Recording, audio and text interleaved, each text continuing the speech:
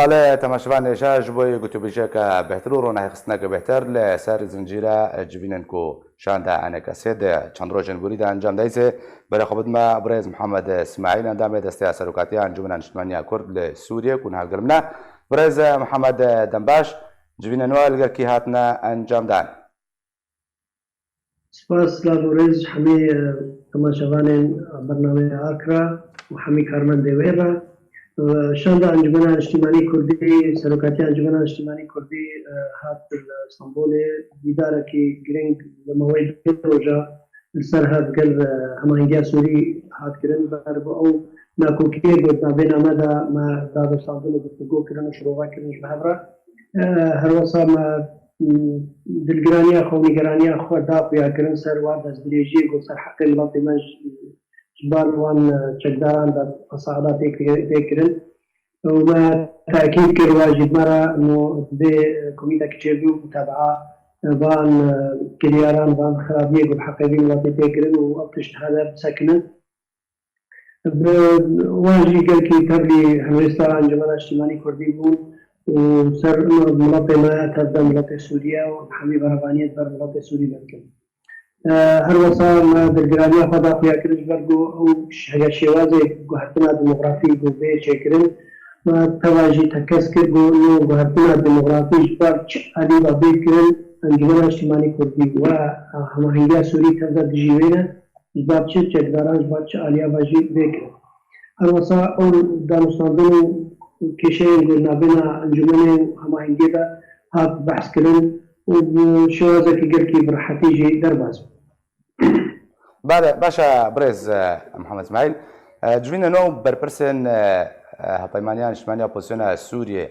بجن وقت در انجام جرا به ارنیت کاره بنابکش بوی پیش روش چه همهنگی و بهترنا براود شبه. بله يعني جرين باش سكتبون ضروري بون هناك تشتهبون مواقعي ما داخل ياكلون انه ام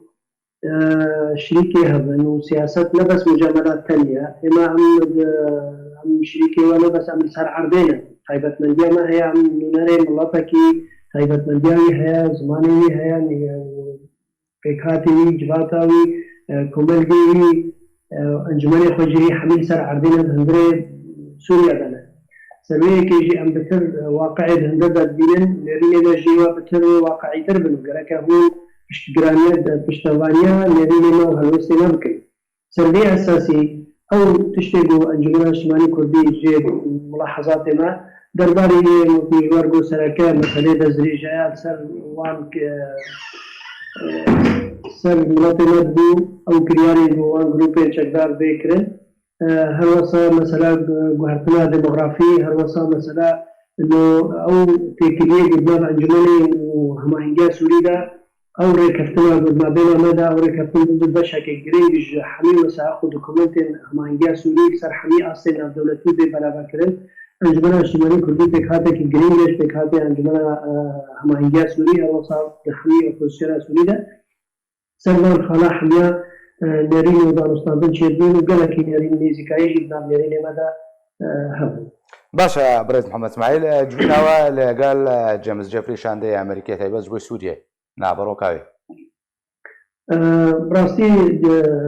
يعني جبنا قال شاندري امريكا جيمس جيفري قالك جرينجو مهم وما تاكيد كيرجو امريكا دولتك دوست ملاطي ما دوستك كي جرينجا مهماش ملاطي مرة اش قضية مرة ما خصك بشتغليا قضية كردي بكرن بمسألة كوميتا دستورية بمسألة اني نابو خصوصية بشتغلي كي تشاك وكرد بكرن سربي اساسي ما داخل يكرن انه او دلجرانيا خرج همان سر همان تشتا مسألة جهتنا ديموغرافي جو شير بد منطقة ده هروسا او كريارين جو جروبين شقدار ومتفسير سر ملاطمة بأمريكا كارب الله يدك المطرسيها قال كي دون بكن السربي أساسي يريد كان محبشنا بين مويدة السربي أساسي يجي تأكيد كده دونه بشع اتفاقا مع حميدة ما قبول لكريا ما قبول لكريا بهرتنا ديموغرافي بيشكرن وما بتشيفه هر وصل تأكيد كسر أنه أو كريارين جو خرابين تكرن أمي حول بدل جو خالي ناف دولتي بيت شكرنو أريكاريش بن وطيرة بيت أو كرنو بقران بنا وفان كوشبرين كوشوان دبري خدر كتين خاصة مثلا عفريني وتلابيا دو سريكا نيجي أو ششوازي كي كارون أريكاري بكرو وجوان بقران مال ملكو سامانه. باشا برز محمد سعيد الجوري جوتنين جيمس جيفري ام بيجن بيشروجا كردان لروجاوي كردان و باش بيان هون جشبين جي سياسة أمريكية نو درباري روجالات كم فرات بتعبتهم. والله بشتيفان بلدون خير نحكي بوي ومعطيات منطقة لشبوي ديار أمريكاوي حتى رادايك البيت منطقة بمي ما دام أمريكاوي بمي كسك نكارت دي وتشتكي بك وأمي تأكيد كرسل يعني جيمس جيفري تأكيد كرسل دوستانيا خوش أنجمن اجتماعي كرديرا بشتبانيا خوش كشايا بلاطي كردو قضية كرديرا وقال كي هولدان تأكيد كرجو أو مثلا هو أوبوزيسيون أو أركاكي سركايا يقولون يكيتيا أوبوزيسيون سوريجا جوارا الداخل يا كرنجلكي مهمة هر وصا تكري دل هرما كردستاني كركي جد بالخشبون تأكيد ويجي سر تكري شاك الجل هرما كردستاني الجل حمي آليان جو قضية كردي بشتغانيا كشايا كردي وحق مناطق كرد شدوار النام أوبوزيسيون دابل شد مناطق كرد هندري دبرا رجلات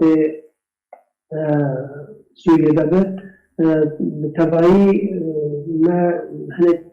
خالد بوزيتيف جلكي جيبيسن تأكيد كل سر يعني شراكة ما سر بشتغالية سر أريكاريا حتشتي وبيكرين دو أبروسيسها أو مرحلة هذا الباز بيبه بشتغلاتنا برنامج بدري ما هي الكسر دي ما تصير سر دي ما تيجيكا شنج هجر مسألة جدار بنيا رجال بنيا كسر بن ما تأكيد كل سنة ما تصير سر ما لازم نكرن أو يجي نري موال سروي أساسي. باشا برز محمد اسماعيل الجوريك ومبجن جوتن جيمس جيفري قالت جوتن جوارا ما ترسيل لسر نافشين دنيا كردينينك و إيريش لسر وري كرن جارك دن دربون شبه وكرد معلومات ممكن خب جبلن يعني الجوري نها هبونا أمريكانا تأكيد وبني نها وقت أمريكا دون دركات المديسة بقريان بقرا واربي جاري بشكل بهسترا بخرطنا مروزانه يعني شكل ما يبقى بقونا كيدريج ودمين ما نوار بدري ما تفسي نعم سلماتنا هذا تشتكي واجي تأكيد كسلبي أساسي يعني أو هيزين قد خازن دستي وردان المنطقة دا بكن هر وصال مثلا عملية سياسية بأرقلين الباخرين والبرامبري وداخل يكن هلوسا أمريكا جدية ونخاصن يعني بشتي بشتنا بغدادي ومثلا تكي نام إيران قاسم سليماني وجديتك أمريكا بمنطقة دا تيخويا باشا برز محمد اسماعيل تنابا قوتني خدا بحثا بقرا در بدرين عفرين سريكاني وغري سبيكر أمريكا تشتك بلانك جبه چنده آماده کری یانجی و گوتو بیجی و نرین دوی درباره دل هفگوهاتن؟ ما گوتو بیجی نرین هر وصال بریارا نزیکی آگو روسیا کری و منظمات إغاثي نهيلا بين دبري أو منظمات إغاثي أريكارية نقدمين أمريكا بالجرانية خونا رازيبونا خجبان برياري حداقو ياكرن وبرانبري يجي أو هول بدن بخال ناف دولتي بيتشكرن يعني خال شيبن ممرات شيبن أو أنا بقر المال ملكي خواه سر مالي خواه هروسا أريكاري وغدان كرن وخدمة جوارة بتقديم كرن سردي كي ما هلوسكي زلال جديا يعني داخل يا كريم بشتبانيا بين يرينا هاويك السر عربي أوجي بيدن يعني قال لك قوات سر عربينا أمريكا سر عربيا روسيا الويديا روسيا الويديا تركيا الويديا جروب شكار الويديا أمر الويديا القصد الويديا فاللي نابي تبدا يعني تبيج إلا يعني يكم أمريكا مرور بيجا أوسر كتيب نابا هزا حميادا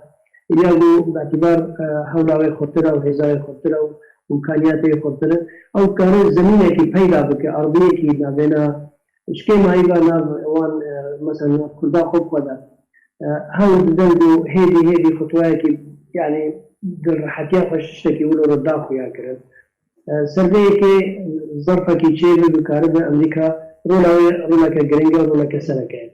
بله تماشاوان جا قالك سپاس بوی برز محمد اسماعیل عندما دست سرکاتی انجمن اجتماعی کرد لسوریه کل من بود قالك سپاس